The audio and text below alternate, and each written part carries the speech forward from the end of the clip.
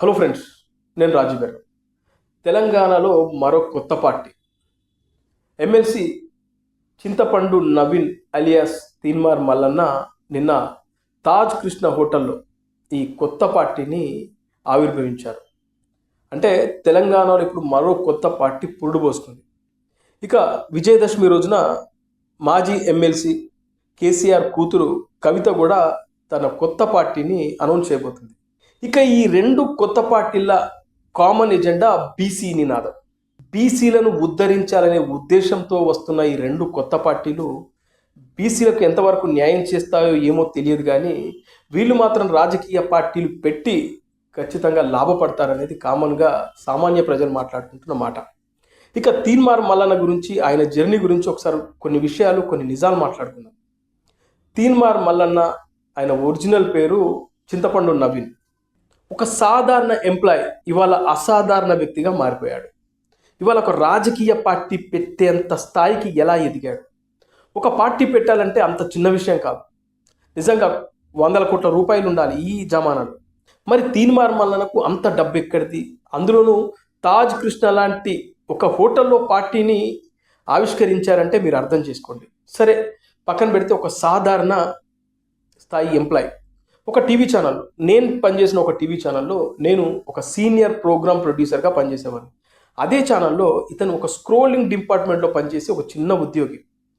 ఆ తర్వాత మరో ఛానల్కి వెళ్ళి అక్కడ ఇదే స్క్రోలింగ్ డిపార్ట్మెంట్లో పనిచేసే సమయంలో ఒక సందర్భంలో తెలంగాణ వాయిస్ను వినిపించే వాళ్ళు కావాలి, కొత్త ప్రోగ్రామ్ చేయాలి అనుకున్నప్పుడు ఆ తీన్మార్ అనే ప్రోగ్రామ్కి ఇతను వాయిస్ బాగుంటుందని చెప్పి ఇతన్ని సెలెక్ట్ చేసుకొని అలా వాయిస్ ఓవర్ నుంచి మొదలు పెడితే ఏకంగా మల్లన్న వేషం కట్టి తీన్మార్ మల్లన్నగా తెరపైకి వచ్చాడు.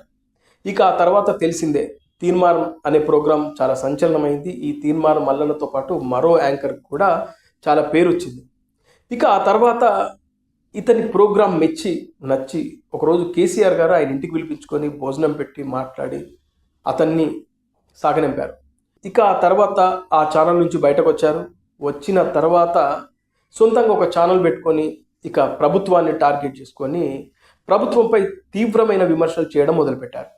వాస్తవానికి జర్నలిజంలో ఎవరు కూడా ఆ తరహా మాటలు మాట్లాడంగా మనం ఎవరం చూడలేం.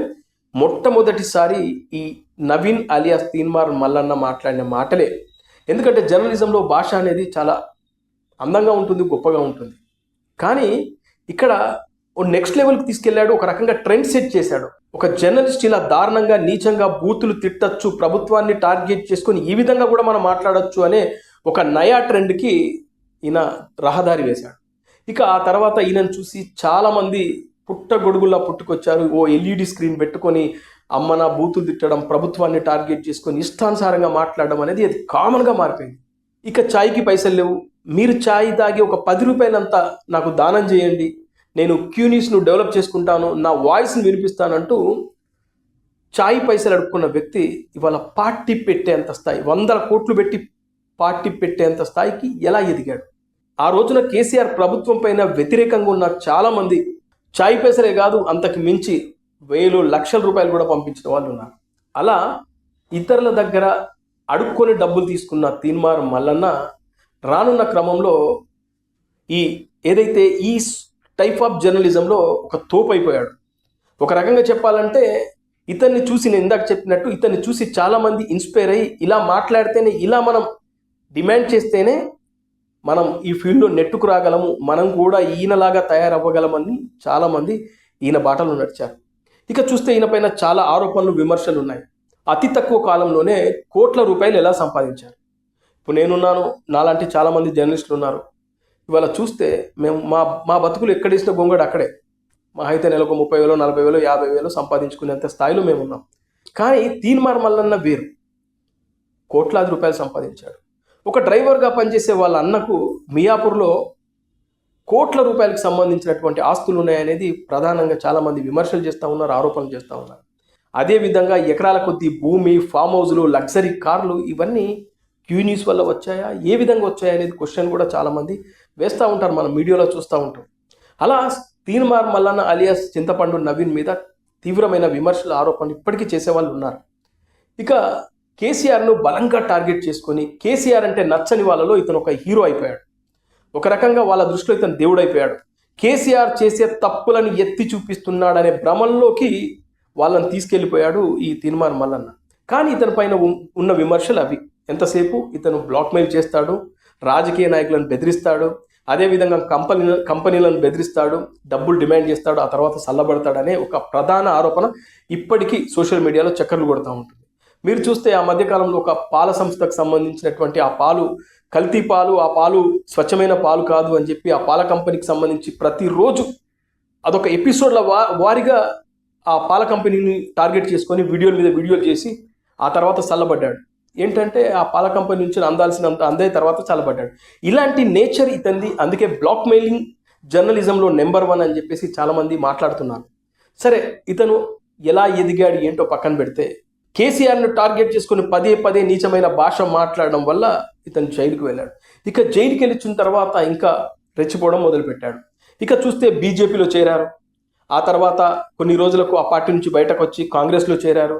ఆ తర్వాత ఎమ్మెల్సీ అయ్యారు. ఎమ్మెల్సీ అయిన తర్వాత అదే కాంగ్రెస్ పార్టీపై తిరుగుబాటు, అదే కాంగ్రెస్కి వ్యతిరేకంగా మాట్లాడడం, ఆ తర్వాత ఆ పార్టీ సస్పెండ్ చేయడం, ఇక మళ్ళీ బీసీ నినాదాన్ని ఎత్తుకోవడం, బీసీలకు నేను అండగా ఉంటానని మాట్లాడడం, ఆ తర్వాత ఇప్పుడు చూస్తే ఏకంగా తెలంగాణ రాజ్యాధికార పార్టీ అని పెట్టి, అది కూడా తాజ్ కృష్ణ లాంటి హోటల్లో ఆ పార్టీకి సంబంధించినటువంటి ఒక మొదటి అనౌన్స్మెంట్ మీటింగ్ జరిగి ఇప్పుడు కొత్త పార్టీకి శంఖారావం ఊదారు మన తీన్మార్ మల్లన్న. ఇప్పుడు తీన్మార్ మల్లన్న ఉద్దేశం ఏంటి?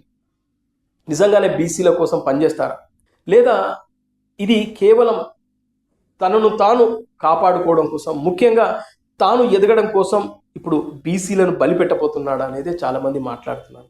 ఏదేమైనా ఒక పార్టీ పెట్టాలనే ఉద్దేశం మంచిదే, ఎవరైనా పార్టీ పెట్టుకోవచ్చు. ఓటర్ కార్డు ఉన్న ప్రతి ఒక్కరూ ఈ ప్రజాస్వామ్య భారతదేశంలో పార్టీ పెట్టే హక్కు ఉంది.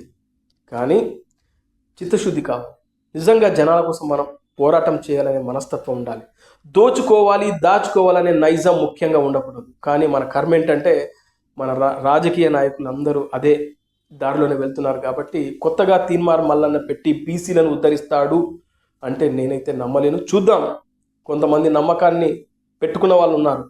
తీన్మార్ మల్లన్న అంటే ఒక కొత్త శక్తి వస్తుంది, ఆ శక్తి బీసీలకు అండగా ఉండబోతుంది, బీసీలను రాజ్యాధికారం వైపు తీసుకెళ్తాడని నమ్మకం పెట్టుకున్న ఆ బీసీల నమ్మకాన్ని నిలబెట్టుకుంటాడా, లేదా కేవలం తను మాత్రమే ఎదగడం కోసం ఈ పార్టీని ఒక పావుగా వాడుకుంటాడా అనేది తొందరలోనే మనకు తెలుస్తుంది.